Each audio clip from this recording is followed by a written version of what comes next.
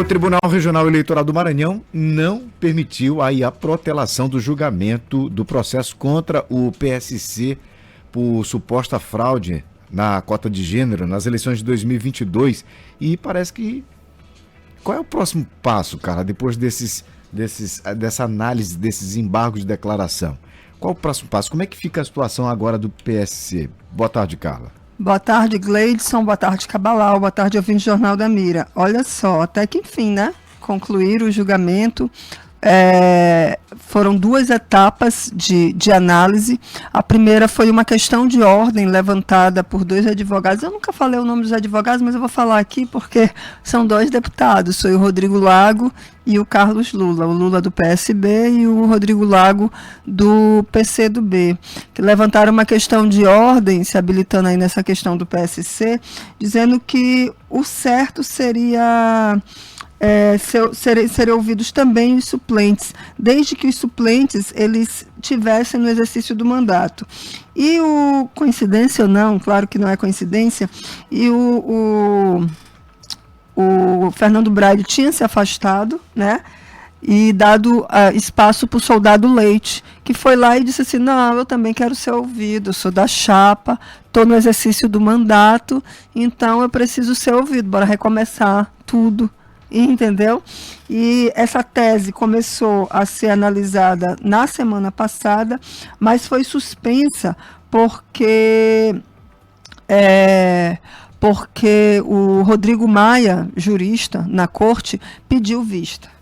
E aí ele levantou a tese dizendo que seria muito bom, claro que ele iria votar a favor da tese, porque ele tem ligações bem próximas com o Rodrigo Lago e o Carlos Lula. Eles foram do mesmo governo, eles foram do governo Flávio Dino. Para quem não lembra, o Rodrigo Maia, ele foi, durante todo o governo de Flávio Dino e parte do governo Carlos Brandão, ele foi o procurador-geral do Estado, né? Então, que é o advogado do Estado, né? E aí, o que acontece? Ele foi a favor, mas já estavam 5 votos, aliás, 3 votos já tinham, 4 votos já tinham sido dados, já era a maioria. Faltava o desembargador Sebastião Bonfim voltar, o Tarcísio Araújo, jurista, e o próprio Rodrigo Maia.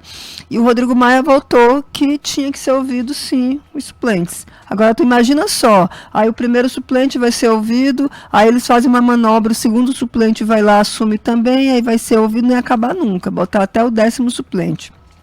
Só que a tese não se sustentou. O que chamou a atenção nesse julgamento desse pedido aí, dessa tese, é que o juiz, o jurista, o Tarcísio Araújo, quis pedir vistas do processo de novo.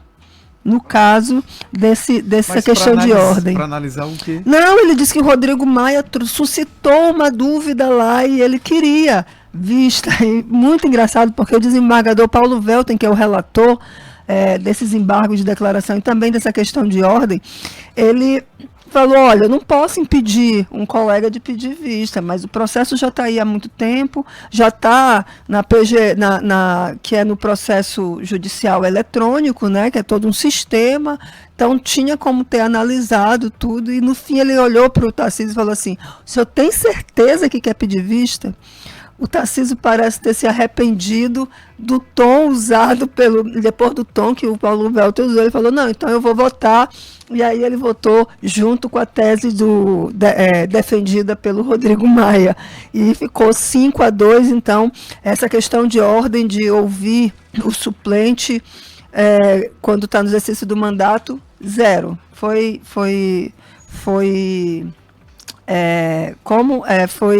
negada. E aí, finalmente, eles foram analisar os embargos de declaração, 4 embargos, um do PSC, uma da candidata Laranja, a outra do Fernando Braide, a outra do Wellington do Curso, os 2 últimos deputados.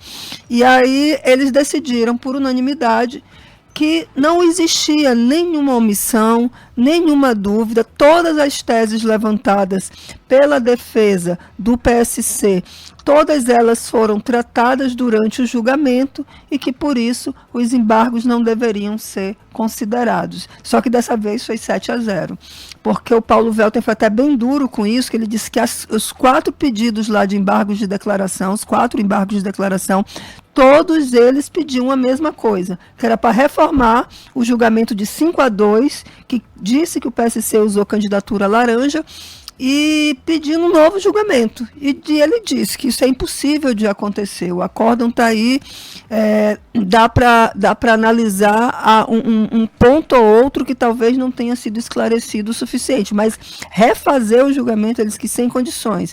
E a corte toda concordou, foi 7-0. O que acontece? Os embargos de declaração, no caso dos embargos, pode embargar de novo. Só que, se ficar embargando, eles podem ser multados por litigância de má-fé, segundo eu apurei ontem com minhas fontes lá no tribunal. E o que a regra diz. Mas podem embargar também nessa questão da questão de ordem sobre ouvir ou não os suplentes. Mas isso é uma questão de tempo. O mais simples, depois de tudo que foi dito pelo desembargador Paulo Welter, é que esse recurso já vá para o Tribunal Superior Eleitoral. Porque por mais que o julgamento tenha sido concluído aqui no Maranhão, no TRE do Maranhão, em via de regra não se faz a recontagem, não se anula logo os votos e faz a recontagem, porque só o terceiro grau para bater o martelo, senão bagunça o parquinho. Imagina só chegando lá no TSE e o TSE diz assim, não, o julgamento do TRE vai ser reformado porque a gente não entendeu assim. Aí ia ter que voltar tudo, por isso que é mais prudente. E na questão a gente lembra que são 3 ações relacionadas à fraude na cota de gênero, que é o uso de candidatura laranja feminina. Um já está lá em Brasília, que é do União Brasil. Agora tem esse do PSC concluído aqui e, por fim, tem um do Podemos. Esse aí está em segredo de justiça, botaram em segredo de justiça. O Tarcísio Araújo, que é o relator, deu 90 dias para ouvir testemunhas de novo, que já tinham sido ouvidas, que diz que tinha problemas no áudio. Aí, depois disso, foi feito uma auditoria nos áudios, não tinha problema nos áudios, coisa nenhuma. Aí, depois, tinha que ouvir uma testemunha pedida pelo Podemos, que não mora aqui, mora em Brasília. Essa testemunha não apareceu, a defesa queria que a testemunha, um novo prazo para a testemunha aparecer e fazer por videoconferência, mas tem mais uma testemunha a ser ouvido. O fato é que do Podemos ele se arrasta como nenhum outro. E olha que o julgamento do PSC foi dia 9 de abril. Estamos quanto hoje? 23, né? 23 de julho. Olha o tempo para se julgar embargos de declaração. É muito tempo. União Brasil correu um pouco mais rápido, acho que dentro do que prevê aí a tramitação. O PSC começou, parecia que não ia nunca, mas teve um momento quando o CNJ, o Conselho Nacional de Justiça, começou a ser acionado, a Corregedoria do Tribunal Superior Eleitoral começou acionada também. Se até o Ministério Público foi acionado nesse caso do PSC, porque o parecer não saía nunca. Então, o procurador, o José Leite Filho, foi acionado no Conselho Nacional do Ministério Público, porque tinham 20 dias e o parecer não saía do Ministério Público para os embargos de declaração.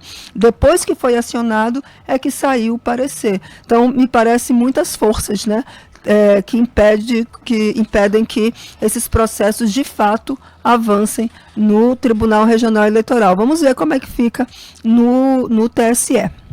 Tá certo, Carla, obrigado. Tá bom, gente. Boa tarde para vocês. Amanhã eu estou de volta. Tchau, tchau.